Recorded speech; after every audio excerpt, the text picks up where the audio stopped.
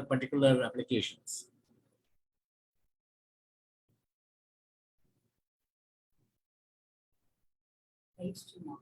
Okay. So in addition to the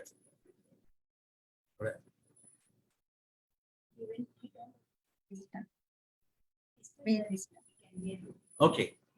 So in addition to the machinery, we also supply spares because these machines wear out. The screws, the barrels, they all wear out over a period of time. So yeah, so now it's the time to start our session. okay. Okay, thank you. Yeah. Hi everyone. Waste management is the main topic to be considered by whole world in this current situation. So in the waste management, mainly we consider about the 4R concept. That means reduce, reuse, recycle, and replace. Today our discussion is headed on recycling process. That means safe recyclers and innovation for recycling of post-consumer packaging waste multi-layer packaging. So I cordially invite to conduct our session to Mr. P.B. Raman, a consultant in rubber and plastic sector, recycling sector. Sir, this is the time to you to conduct this session. Thank you for the introduction.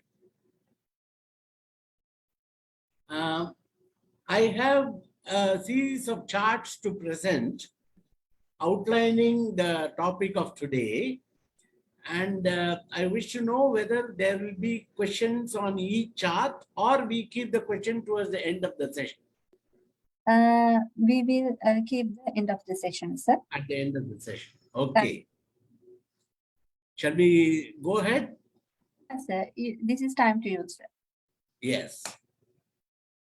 You have aptly put that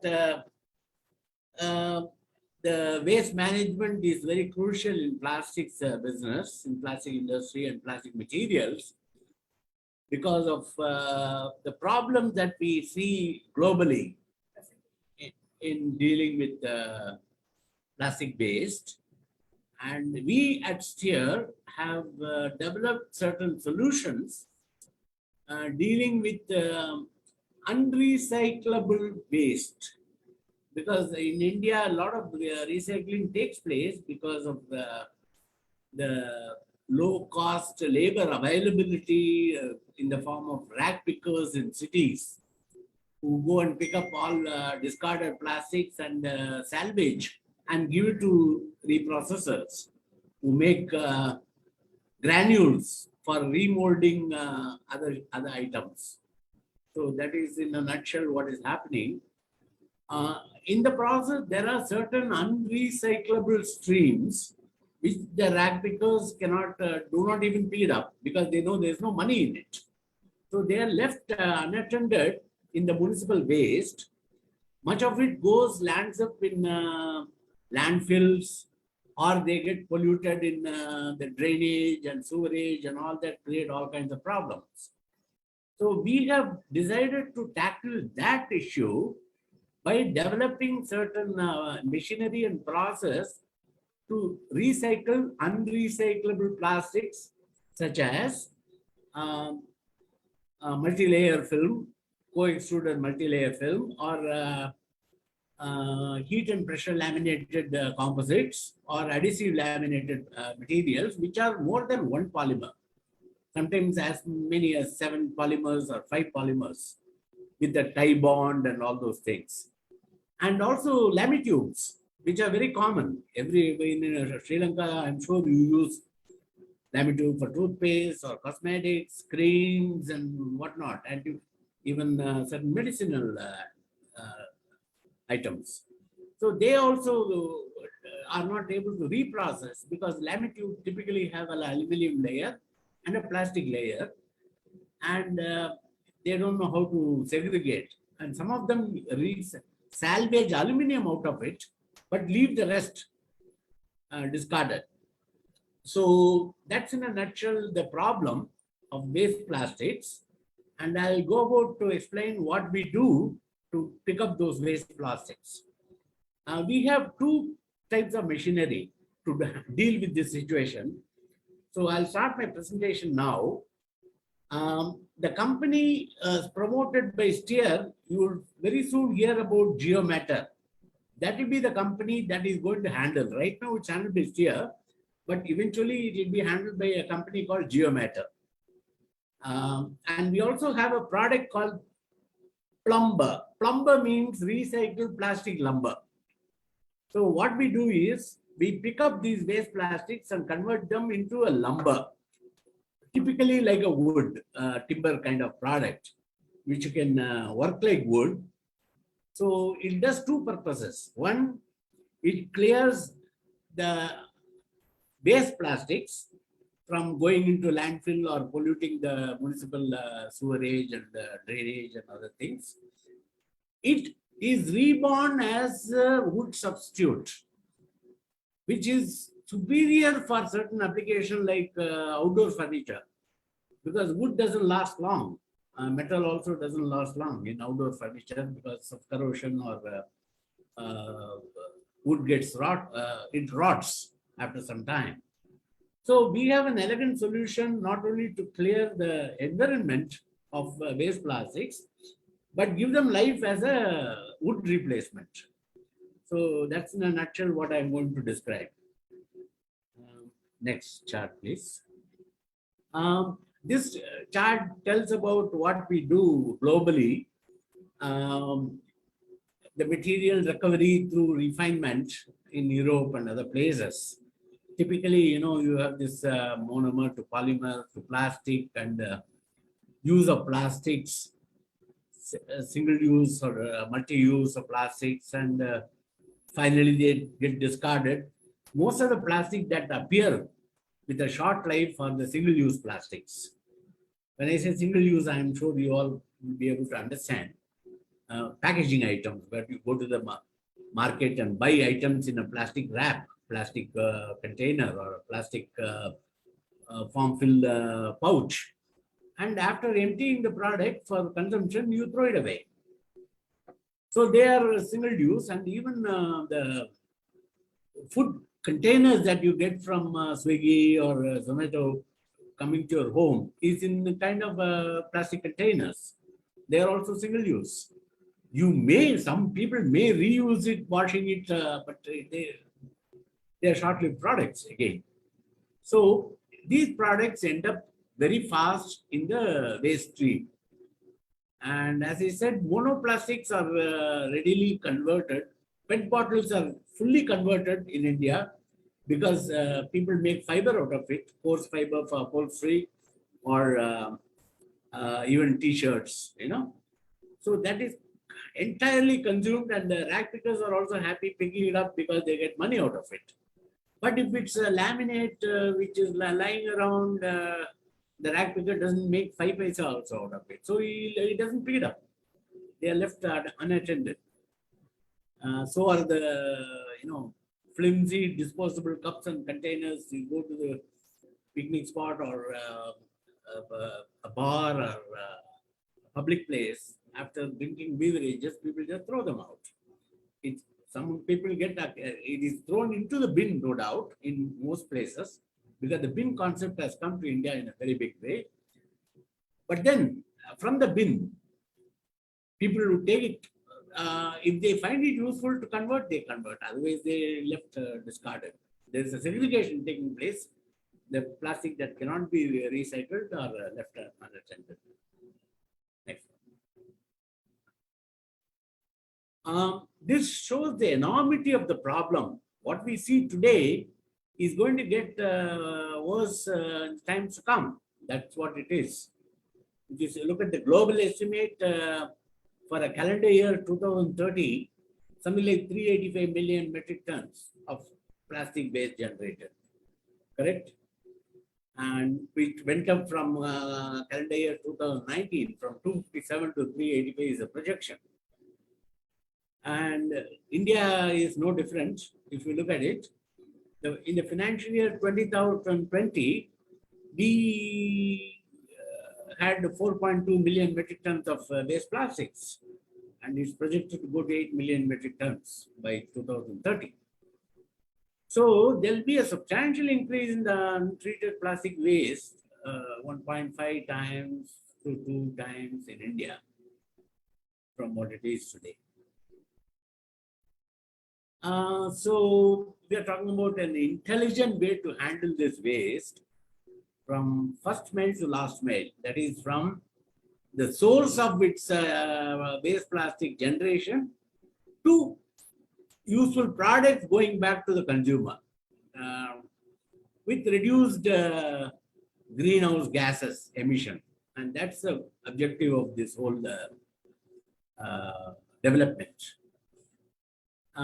It talks about eliminating plastic waste from reaching our oceans and water bodies and landfills and municipal waste. Prevent pathogens from entering the environment. This is important because after the COVIDs, we are all limping back to normal. And you know how so much of medical single-use products are getting wasted, dumped, mask or protective equipment made out of polypropylene non-woven fabric, other things like gloves, tubings, IV solution bottles, pouches, so on and so forth. They are all single-use products and they get discarded by hospitals. And there is a worry of pathogen because these products still have toxicity as well as virus and germs. So what do you do to kill those things? We have a machine that will give a product free of pathogens. I'll come to that. And convert commingled plastic waste to sterile and densified plastic chips. What it does is the safe, the recycler is a very compact machine that operates on domestic power supply, 220, 240 volts. It is noiseless. It's supposed to be handled even at home. Ideal for a cluster of apartments where there is a sizable collection of waste plastics from an cluster of 50 apartments or 100 apartments. And it eliminates the need to transport bulky waste plastics because waste plastics are bulky. They're either blow molded, injector molded containers or film, which are bulky. The plastics are very light. Most plastics are 1 or below 1 density. So you have to compact them. So the machine does it by processing any item that you throw into it into a chip by melting and converting it into a chip. Once you have a chip, its compact form, like a granule, plastic granule, you can handle it. You can move it to another site to a bigger machine that can take it from here and convert it into lumber. That is the concept that we are talking about. Jumped.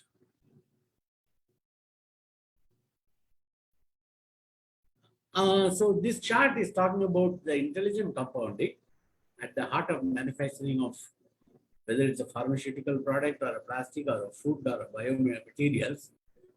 Much needed emerging technology by regulators is intelligent compounding.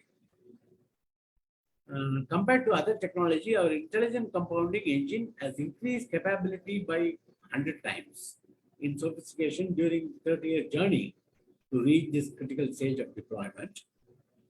We are talking about a co-rotating twin screw extruder system, which can be employed not only in compounding of plastics, but also in inline processing of recycled plastics with other ingredients and extrude continuous lumber or a cross section or a profile, as you call it, out of it from waste plastics.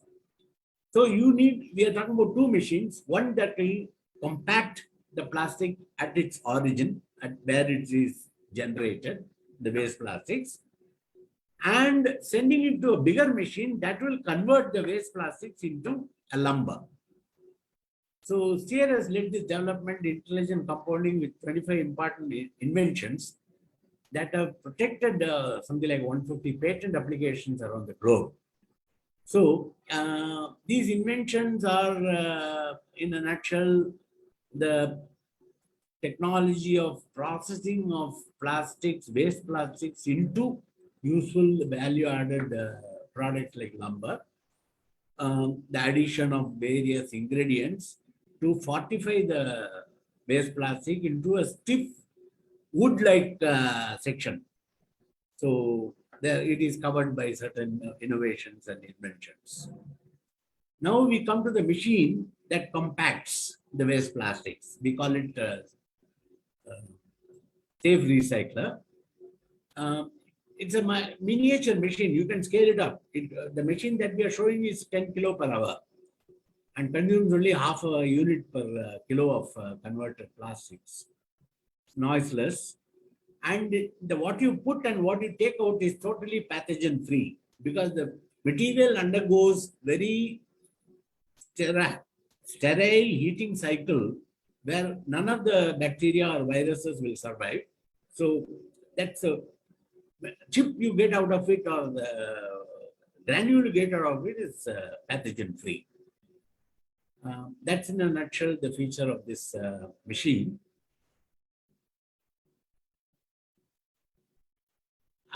You compare this machine with other existing recycling machine, like you have different makes we have compared with, and you see that the safe recycler ticks on all the points.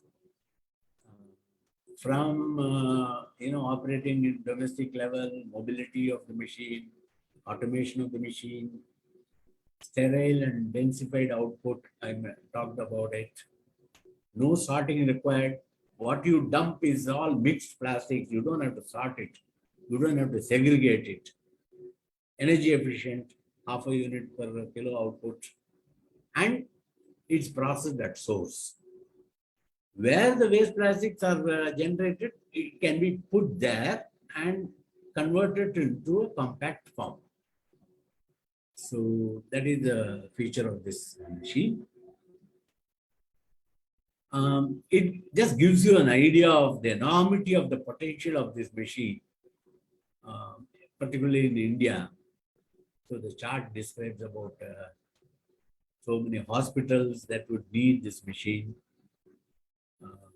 commercial places like airports, railway stations, public eateries, so on and so forth, large office buildings.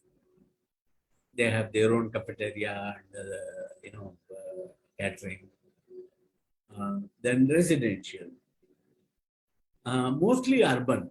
We are talking about urban, where the consumption of plastics, I would like to mention at this stage, the urban population in India consumes as much plastics as Western population. If you look at overall, India may be consuming only 12 to 13 kilo per person per capita, whereas the global average is something like 80, and advanced countries like USA, Europe is 100 kilo per capita. But really, at the urban level, we consume as much plastic as others. The problem of the generation of waste plastic is therefore as much as it is in other countries, in urban areas. We fortify the waste plastic because if you look at the waste plastics, most of it is packaging materials. They are flimsy, flexible pouches and films and laminates that do not have the stiffness. They are not originally designed for stiffness. They are designed to protect the product, whether it's a food item or any other item. They are to guarantee a shelf life in the shop. So you need to stiffen this plastic to convert it into a wood substitute like a lumber. We do it with minerals, right from calcium carbonate to clay to the natural fibers like jute and hay. We have experimented, and then long fiber. like glass. We use glass rovings, not chopped glass, to reinforce the product to add stiffness that is needed for